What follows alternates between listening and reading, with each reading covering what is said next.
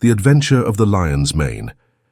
It is a most singular thing that a problem which was certainly as abstruse and unusual as any which I have faced in my long professional career should have come to me after my retirement, and be brought, as it were, to my very door. It occurred after my withdrawal to my little Sussex home, when I had given myself up entirely to that soothing life of nature for which I had so often yearned during the long years spent amid the gloom of London.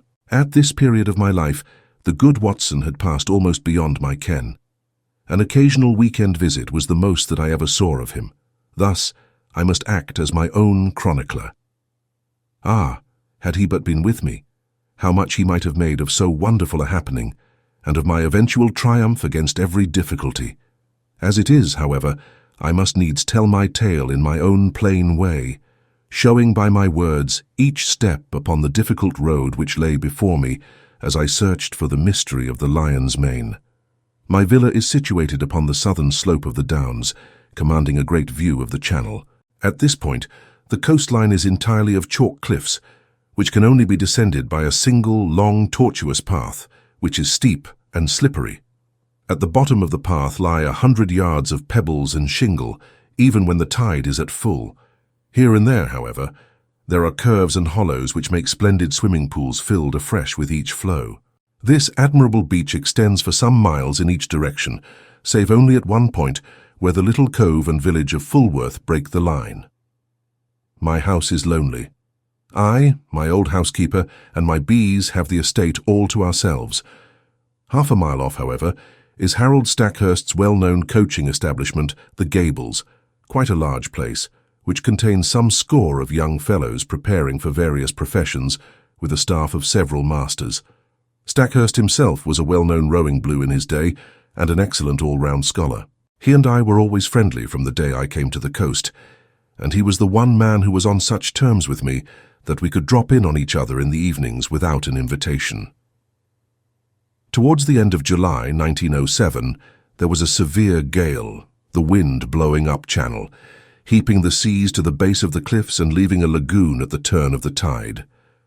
On the morning of which I speak, the wind had abated, and all nature was newly washed and fresh. It was impossible to work upon so delightful a day, and I strolled out before breakfast to enjoy the exquisite air. I walked along the cliff path which led to the steep descent to the beach. As I walked, I heard a shout behind me, and there was Harold Stackhurst waving his hand in cheery greeting. "What a morning, Mr. Holmes. I thought I should see you out. Going for a swim, I see. At your old tricks again," he laughed, patting his bulging pocket. "Yes, Macpherson started early, and I expect I may find him there." Fitzroy Macpherson was the science master, a fine, upstanding young fellow whose life had been crippled by heart trouble following rheumatic fever. He was a natural athlete, however, and excelled in every game which did not throw too great a strain upon him. Summer and winter he went for his swim, and as I am a swimmer myself, I have often joined him. At this moment we saw the man himself. His head showed above the edge of the cliff where the path ends.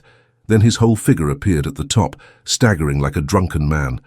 The next instant he threw up his hands and, with a terrible cry, fell upon his face. Stackhurst and I rushed forward, it may have been 50 yards, and turned him on his back. He was obviously dying. Those glazed, sunken eyes and dreadful, livid cheeks could mean nothing else. One glimmer of life came into his face for an instant, and he uttered 2 or 3 words with an eager air of warning. They were slurred and indistinct, but to my ear the last of them, which burst in a shriek from his lips, were, "The lion's mane." It was utterly irrelevant and unintelligible, and yet I could twist the sound into no other sense. Then he half raised himself from the ground, threw his arms into the air and fell forward on his side. He was dead. My companion was paralyzed by the sudden horror of it, but I, as may well be imagined, had every sense on the alert. And I had need, for it was speedily evident that we were in the presence of an extraordinary case. The man was dressed only in his Burberry overcoat, his trousers, and an unlaced pair of canvas shoes. As he fell over, his Burberry, which had been simply thrown round his shoulders, slipped off, exposing his trunk. We stared at it in amazement. His back was covered with dark red lines, as though he had been terribly flogged by a thin wire scourge. The instrument with which this punishment had been inflicted was clearly flexible, for the long, angry wheels curved round his shoulders and ribs. There was blood dripping down his chin, for he had bitten through his lower lip in the paroxysm of his agony. His drawn and distorted face told how terrible that agony had been. I was kneeling and Stackhurst standing by the body when a shadow fell across us, and we found that Ian Murdoch was by our side. Murdoch was the mathematical coach at the establishment, a tall, dark, thin man so taciturn and aloof that none can be said to have been his friend. He seemed to live in some high abstract region of surds and conic sections, with little to connect him with ordinary life. He was looked upon as an oddity by the students, and would have been their butt, but there was some strange, outlandish blood in the man, which showed itself not only in his coal-black eyes and swarthy face, but also in occasional outbreaks of temper, which could only be described as ferocious. On one occasion, being plagued by a little dog belonging to Macpherson, he had caught the creature up and hurled it through the plate-glass window, an action for which Stackhurst would certainly have given him his dismissal had he not been a very valuable teacher. Such was the strange, complex man who now appeared beside us. He seemed to be honestly shocked at the sight before him, though the incident of the dog may show that there was no great sympathy between the dead man and himself. Poor fellow, what can I do? How can I help? Were you with him? Can you tell us what has happened?" No, I was late this morning. I was not on the beach at all. I have come straight from the Gables. What can I do?" "You can hurry to the police station at Fulworth. Report the matter at once." Without a word, he made off at top speed, and I proceeded to take the matter in hand, while Stackhurst, dazed at this tragedy, remained by the body. My first task naturally was to note who was on the beach. From the top of the path I could see the whole sweep of it, and it was absolutely deserted, save that 2 or 3 dark figures could be seen far away, moving towards the village of Fulworth. Having satisfied myself upon this point, I walked slowly down the path. There was clay or soft marl mixed with the chalk, and every here and there I saw the same footstep, both ascending and descending. No one else had gone down to the beach by this track that morning. At one place I observed the print of an open hand with the fingers towards the incline. This could only mean that poor Macpherson had fallen as he ascended. There were rounded depressions too, which suggested that he had come down upon his knees more than once. At the bottom of the path was the considerable lagoon left by the retreating tide. At the side of it Macpherson had undressed, for there lay his towel on a rock. It was folded and dry, so that it would seem that, after all, he had never entered the water. Once or twice as I hunted round amid the hard shingle, I came on little patches of sand, where the print of his canvas shoe and also of his naked foot could be seen.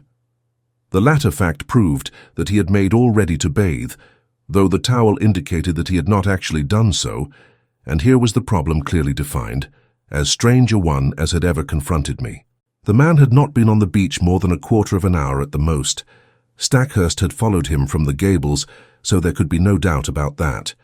He had gone to bathe and had stripped, as the naked footsteps showed. Then he had suddenly huddled on his clothes again. They were all dishevelled and unfastened, and he had returned without bathing, or at any rate, without drying himself. And the reason for his change of purpose had been that he had been scourged in some savage, inhuman fashion, tortured until he bit his lip through in his agony, and was left with only strength enough to crawl away and to die. Who had done this barbarous deed? There were, it is true, small grottos and caves in the base of the cliffs, but the low sun shone directly into them, and there was no place for concealment. Then again, there were those distant figures on the beach. They seemed too far away to have been connected with the crime, and the broad lagoon in which Macpherson had intended to bathe lay between him and them, lapping up to the rocks. On the sea, 2 or 3 fishing boats were at no great distance. Their occupants might be examined at our leisure. There were several roads for inquiry, but none which led to any very obvious goal. When I at last returned to the body, I found that a little group of wondering folk had gathered round it. Stackhurst was, of course, still there, and Ian Murdoch had just arrived with Anderson, the village constable, a big, ginger-moustached man of the slow, solid Sussex breed, a breed which covers much good sense under a heavy, silent exterior. He listened to everything, took note of all we said, and finally drew me aside. "I'd be glad of your advice, Mr. Holmes. This is a big thing for me to handle, and I'll hear of it from Lewis if I go wrong. I advised him to send for his immediate superior and for a doctor, also to allow nothing to be moved and as few fresh footmarks as possible to be made until they came. In the meantime, I searched the dead man's pockets. There were his handkerchief, a large knife and a small folding card case. From this projected a slip of paper, which I unfolded and handed to the constable. There was written on it in a scrawling, feminine hand, "I will be there, you may be sure. Maudie." It read like a love affair, an assignation, though when and where were a blank. The constable replaced it in the card case and returned it with the other things to the pockets of the Burberry. Then, as nothing more suggested itself, I walked back to my house for breakfast, having first arranged that the base of the cliffs should be thoroughly searched. Stackhurst was round in an hour or two to tell me that the body had been removed to the Gables, where the inquest would be held. He brought with him some serious and definite news. As I expected, nothing had been found in the small caves below the cliff, but he had examined the papers in Macpherson's desk, and there were several which showed an intimate correspondence with a certain Miss Maud Bellamy of Fulworth. We had then established the identity of the writer of the note. "The police have the letters," he explained. "I could not bring them, but there is no doubt that it was a serious love affair. I see no reason, however, to connect it with that horrible happening, save indeed that the lady had made an appointment with him." "But hardly at a bathing pool which all of you were in the habit of using," I remarked. "It is mere chance," said he, "that several of the students were not with Macpherson." "Was it mere chance?" Stackhurst knit his brows in thought. "Ian Murdoch held them back," said he. "He would insist upon some algebraic demonstration before breakfast. Poor chap, he is dreadfully cut up about it all. And yet I gather that they were not friends. At one time they were not. But for a year or more, Murdoch has been as near to Macpherson as he ever could be to anyone. He is not of a very sympathetic disposition by nature." "So I understand. I seem to remember your telling me once about a quarrel over the ill usage of a dog. That blew over all right, but left some vindictive feeling, perhaps." No, I'm sure they were real friends." "Well, then we must explore the matter of the girl. Do you know her?" "Everyone knows her. She is the beauty of the neighborhood, a real beauty, Holmes, who would draw attention everywhere. I knew that Macpherson was attracted by her, but I had no notion that it had gone so far as these letters would seem to indicate. But who is she?" "She is the daughter of old Tom Bellamy, who owns all the boats and bathing cots at Fulworth. He was a fisherman to start with, but is now a man of some substance. He and his son William run the business. Shall we walk into Fulworth and see them?" "On what pretext?" "Oh, we can easily find a pretext. After all, this poor man did not ill-use himself in this outrageous way. Some human hand was on the handle of that scourge, if indeed it was a scourge which inflicted the injuries. His circle of acquaintances in this lonely place was surely limited. Let us follow it up in every direction, and we can hardly fail to come upon the motive, which in turn should lead us to the criminal. It would have been a pleasant walk across the time-scented downs, had our minds not been poisoned by the tragedy we had witnessed. The village of Fulworth lies in a hollow, curving in a semicircle round the bay. Behind the old-fashioned hamlet, several modern houses have been built upon the rising ground. It was to one of these that Stackhurst guided me. That's the Haven, as Bellamy called it. The one with the corner tower and slate roof. Not bad for a man who started with nothing but, by Jove, look at that. The garden gate of the Haven had opened, and a man had emerged. There was no mistaking that tall, angular, straggling figure. It was Ian Murdoch, the mathematician. A moment later we confronted him upon the road. "Hello," said Stackhurst. The man nodded, gave us a sideways glance from his curious dark eyes, and would have passed us, but his principal pulled him up. "What were you doing there?" he asked. Murdoch's face flushed with anger. "I am your subordinate, sir, under your roof. I am not aware that I owe you any account of my private actions." Stackhurst's nerves were near the surface after all he had endured. Otherwise, perhaps, he would have waited. Now he lost his temper completely. "In the circumstances, your answer is pure impertinence, Mr. Murdoch. Your own question might perhaps come under the same heading. This is not the first time that I have had to overlook your insubordinate ways. It will certainly be the last. You will kindly make fresh arrangements for your future as speedily as you can." I had intended to do so. I have lost today the only person who made the Gables habitable. He strode off upon his way. while Stackhurst, with angry eyes, stood glaring after him. "Is he not an impossible, intolerable man?" he cried. The one thing that impressed itself forcibly upon my mind was that Mr. Ian Murdoch was taking the first chance to open a path of escape from the scene of the crime. Suspicion, vague and nebulous, was now beginning to take outline in my mind. Perhaps the visit to the Bellamys might throw some further light upon the matter. Stackhurst pulled himself together, and we went forward to the house. Mr. Bellamy proved to be a middle-aged man with a flaming red beard. He seemed to be in a very angry mood, and his face was soon as florid as his hair. "No, sir, I do not desire any particulars. My son here," indicating a powerful young man with a heavy, sullen face in the corner of the sitting room, "is of one mind with me that Mr. Macpherson's attentions to Maud were insulting. Yes, sir, the word marriage was never mentioned, and yet there were letters and meetings and a great deal more of which neither of us could approve. She has no mother, and we are her only guardians. We are determined," but the words were taken from his mouth by the appearance of the lady herself. There was no gainsaying that she would have graced any assembly in the world. Who could have imagined that so rare a flower would grow from such a root and in such an atmosphere? Women have seldom been an attraction to me, for my brain has always governed my heart, but I could not look upon her perfect, clear-cut face, with all the soft freshness of the downlands in her delicate colouring, without realizing that no young man would cross her path unscathed. Such was the girl who had pushed open the door and stood now, wide-eyed and intense, in front of Harold Stackhurst. "I know already that Fitzroy is dead," she said. "Do not be afraid to tell me the particulars." "This other gentleman of yours let us know the news," explained the father. "There is no reason why my sister should be brought into the matter," growled the younger man. The sister turned a sharp, fierce look upon him. "This is my business, William. Kindly leave me to manage it in my own way. By all accounts there has been a crime committed. If I can help to show who did it, it is the least I can do for him who is gone." She listened to a short account from my companion with a composed concentration, which showed me that she possessed strong character, as well as great beauty. Maud Bellamy will always remain in my memory as a most complete and remarkable woman. It seems that she already knew me by sight, for she turned to me at the end. "Bring them to justice, Mr. Holmes. You have my sympathy and my help, whoever they may be." It seemed to me that she glanced defiantly at her father and brother as she spoke. "Thank you," said I. "I value a woman's instinct in such matters. You use the word they. You think that more than one was concerned?" I knew Mr. Macpherson well enough to be aware that he was a brave and a strong man.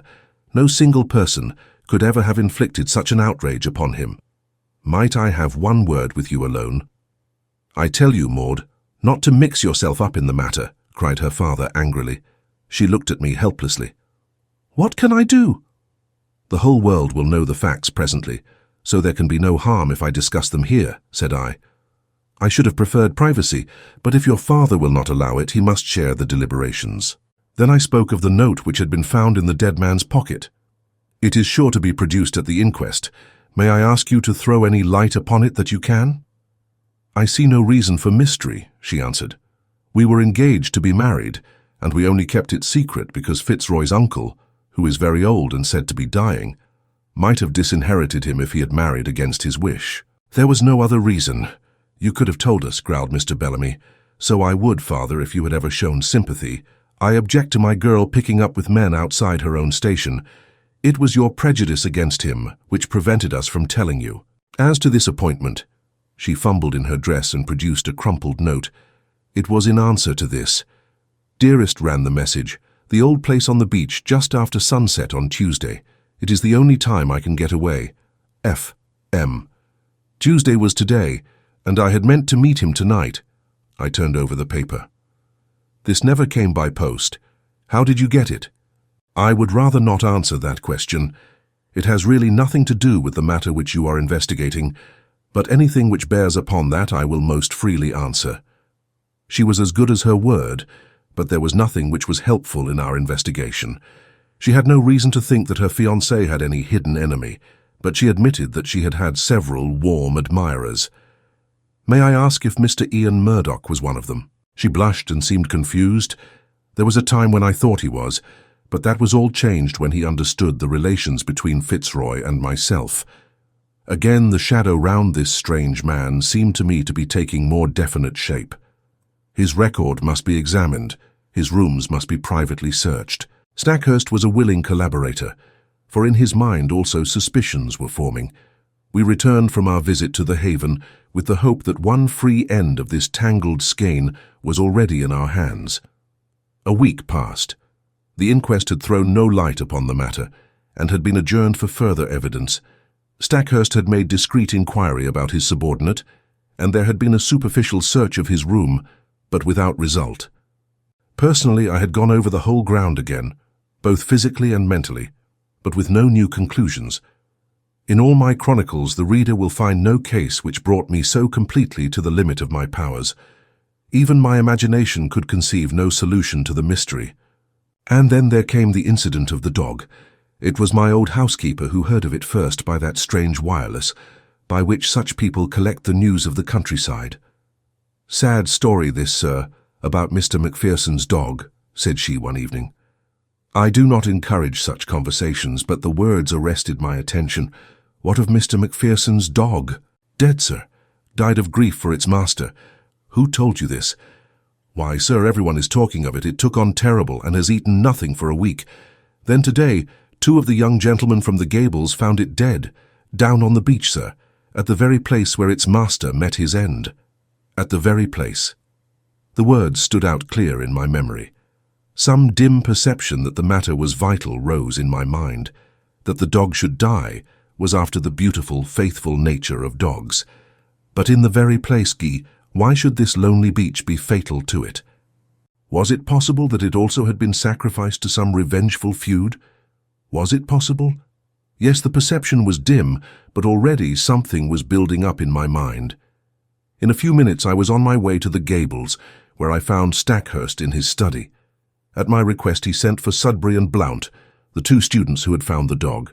Yes, it lay on the very edge of the pool, said one of them. It must have followed the trail of its dead master. I saw the faithful little creature, an Airedale terrier, laid out upon the mat in the hall. The body was stiff and rigid, the eyes projecting, and the limbs contorted. There was agony in every line of it. From the Gables I walked down to the bathing pool. The sun had sunk, and the shadow of the great cliff lay black across the water, which glimmered dully like a sheet of lead. The place was deserted, and there was no sign of life, save for 2 seabirds circling and screaming overhead. In the fading light, I could dimly make out the little dog's spoor upon the sand, round the very rock on which his master's towel had been laid. For a long time I stood in deep meditation, while the shadows grew darker around me. My mind was filled with racing thoughts. You have known what it was to be in a nightmare, in which you feel that there is some all-important thing for which you search, and which you know is there, though it remains forever just beyond your reach. That was how I felt that evening, as I stood alone by that place of death. Then at last I turned and walked slowly homeward. I had just reached the top of the path when it came to me. Like a flash, I remembered the thing for which I had so eagerly and vainly grasped. You will know, or Watson has written in vain, that I hold a vast store of out-of-the-way knowledge, without scientific system, but very available for the needs of my work. My mind is like a crowded box-room with packets of all sorts stowed away therein, so many that I may well have but a vague perception of what was there. I had known that there was something which might bear upon this matter. It was still vague, but at least I knew how I could make it clear. It was monstrous, incredible, and yet it was always a possibility. I would test it to the full. There is a great garret in my little house which is stuffed with books. It was into this that I plunged and rummaged for an hour. At the end of that time, I emerged with a little chocolate and silver volume. Eagerly I turned up the chapter of which I had a dim remembrance. Yes, it was indeed a far-fetched and unlikely proposition, and yet I could not be at rest until I had made sure if it might indeed be so. It was late when I retired, with my mind eagerly awaiting the work of the morrow. But that work met with an annoying interruption.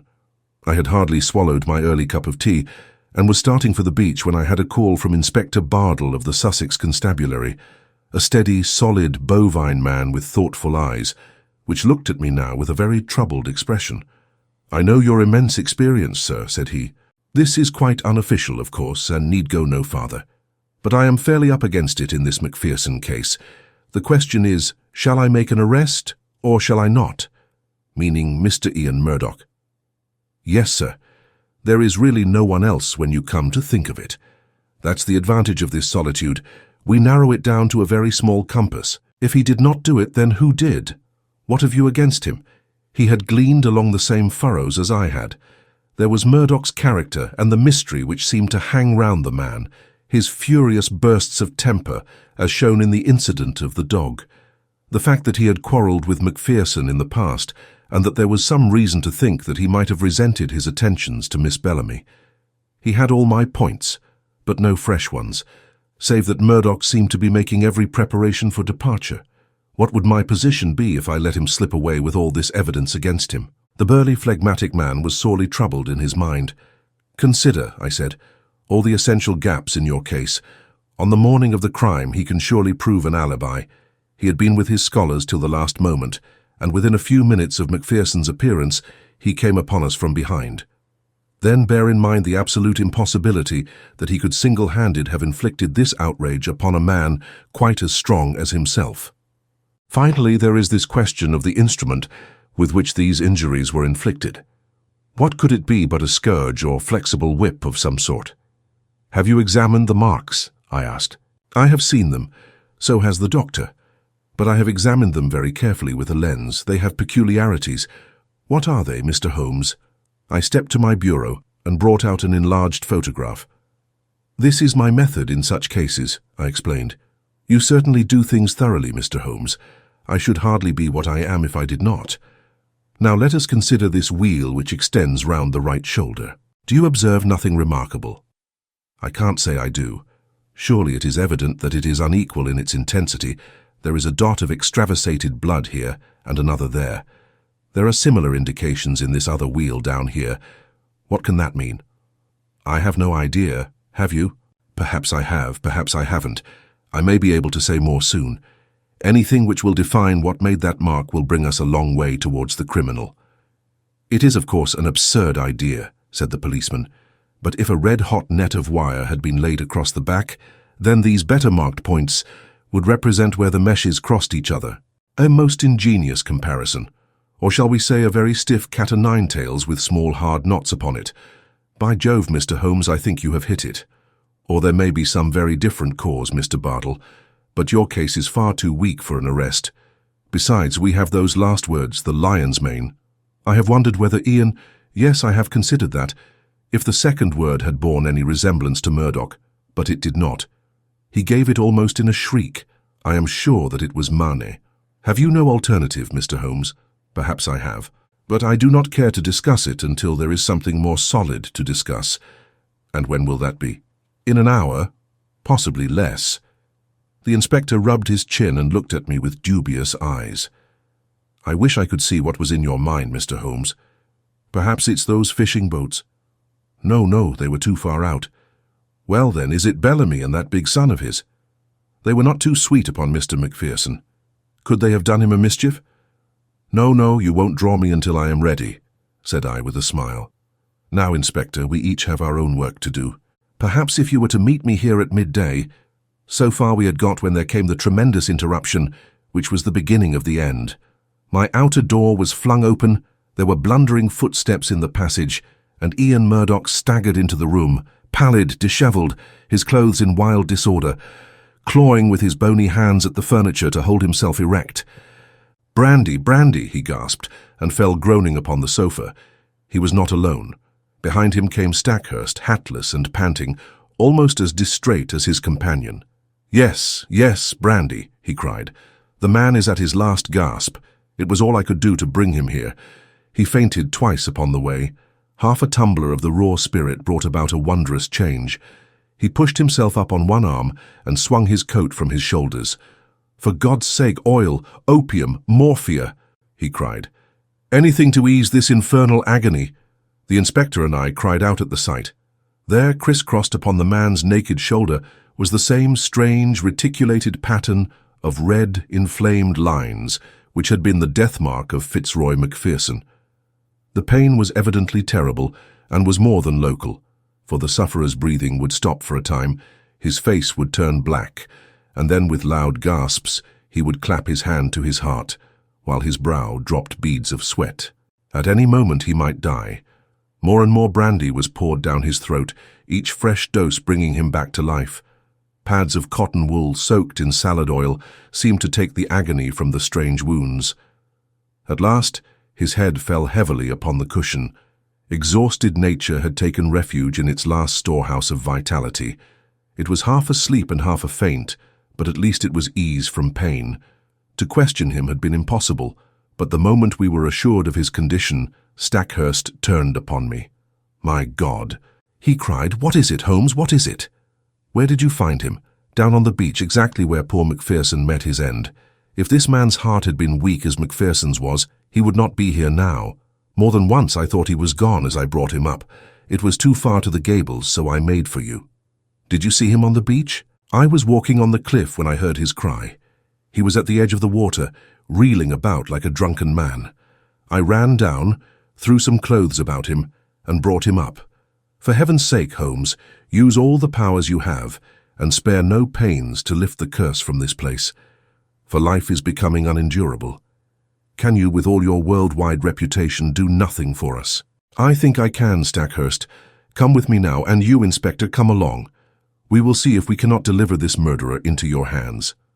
Leaving the unconscious man in the charge of my housekeeper, we all three went down to the deadly lagoon. On the shingle there was piled a little heap of towels and clothes left by the stricken man.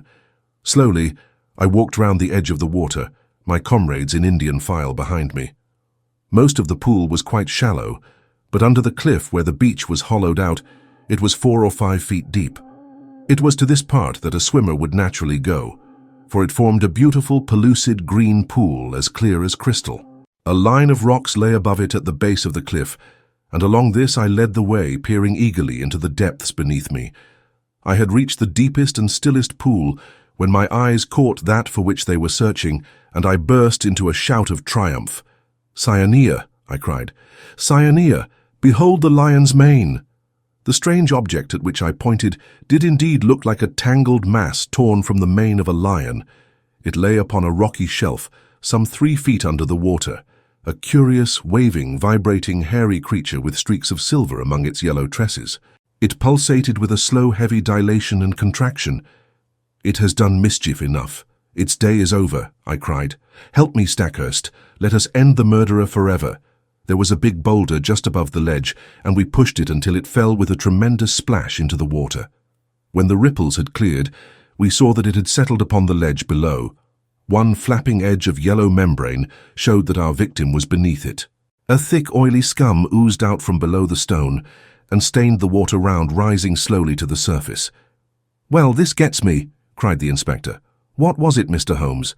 I'm born and bred in these parts, but I never saw such a thing. It don't belong to Sussex." "Just as well for Sussex," I remarked. "It may have been the southwest gale that brought it up.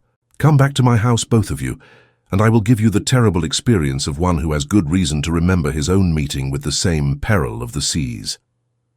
When we reached my study, we found that Murdoch was so far recovered that he could sit up. He was dazed in mind and every now and then was shaken by a paroxysm of pain. In broken words he explained that he had no notion what had occurred to him, save that terrific pangs had suddenly shot through him, and that it had taken all his fortitude to reach the bank. "Here is a book," I said, taking up the little volume, which first brought light into what might have been forever dark. "It is Out of Doors by the famous observer J.G. Wood. Wood himself very nearly perished from contact with this vile creature, so he wrote with a very full knowledge. Cyanea capillata is the miscreant's full name, and he can be as dangerous to life as, and far more painful than, the bite of the cobra. Let me briefly give this extract. If the bather should see a loose, roundish mass of tawny membranes and fibres, something like very large handfuls of lion's mane and silver paper, let him beware, for this is the fearful stinger, Cyanea capillata. Could our sinister acquaintance be more clearly described? He goes on to tell of his own encounter with one when swimming off the coast of Kent. He found that the creature radiated almost invisible filaments to the distance of 50 feet, and that anyone within that circumference from the deadly centre was in danger of death. Even at a distance, the effect upon wood was almost fatal. The multitudinous threads caused light scarlet lines upon the skin, which on closer examination resolved into minute dots or pustules, each dot charged, as it were, with a red-hot needle making its way through the nerves. The local pain was, as he explains, the least part of the exquisite torment. Pangs shot through the chest, causing me to fall as if struck by a bullet. The pulsation would cease, and then the heart would give 6 or 7 leaps, as if it would force its way through the chest. It nearly killed him, although he had only been exposed to it in the disturbed ocean, and not in the narrow, calm waters of a bathing pool. He says that he could hardly recognize himself afterwards, so white, wrinkled, and shriveled was his face. He gulped down brandy, a whole bottleful, and it seems to have saved his life. There is the book, Inspector. I leave it with you, and you cannot doubt that it contains a full explanation of the tragedy of poor Macpherson, and incidentally exonerates me, remarked Ian Murdoch with a wry smile. I do not blame you, Inspector, nor you, Mr. Holmes, for your suspicions were natural. I feel that on the very eve of my arrest I have only cleared myself by sharing the fate of my poor friend. No, Mr. Murdoch, I was already upon the track, and had I been out as early as I intended, I might well have saved you from this terrific experience. But how did you know, Mr. Holmes? I am an omnivorous reader with a strangely retentive memory for trifles. That phrase, the lion's mane, haunted my mind. I knew that I had seen it somewhere in an unexpected context. You have seen that it does describe the creature. I have no doubt that it was floating on the water when Macpherson saw it, and that this phrase was the only one by which he could convey to us a warning as to the creature which had been his death. Then I at least am cleared, said Murdoch, rising slowly to his feet. There are 1 or 2 words of explanation which I should give, for I know the direction in which your inquiries have run. It is true that I loved this lady, but from the day when she chose my friend Macpherson, my one desire was to help her to happiness. I was well content to stand aside and act as their go-between. Often I carried their messages, and it was because I was in their confidence and because she was so dear to me that I hastened to tell her of my friend's death, lest someone should forestall me in a more sudden and heartless manner. She would not tell you, sir, of our relations, lest you should disapprove and I might suffer, but with your leave I must try to get back to the Gables, for my bed will be very welcome. Stackhurst held out his hand. Our nerves have all been at concert pitch, said he. Forgive what is past, Murdoch. We shall understand each other better in the future. They passed out together with their arms linked in friendly fashion. The inspector remained, staring at me in silence with his ox-like eyes. Well, you've done it, he cried at last. I had read of you, but I never believed it. It's wonderful. I was forced to shake my head. To accept such praise was to lower one's own standards. I was slow at the outset, culpably slow. Had the body been found in the water, I could hardly have missed it. It was the towel which misled me. The poor fellow had never thought to dry himself, and so I in turn was led to believe that he had never been in the water. Why then should the attack of any water creature suggest itself to me? That was where I went astray. Well, well, Inspector, I often ventured to chaff you gentlemen of the police force, but Cyanea capillata very nearly avenged Scotland Yard.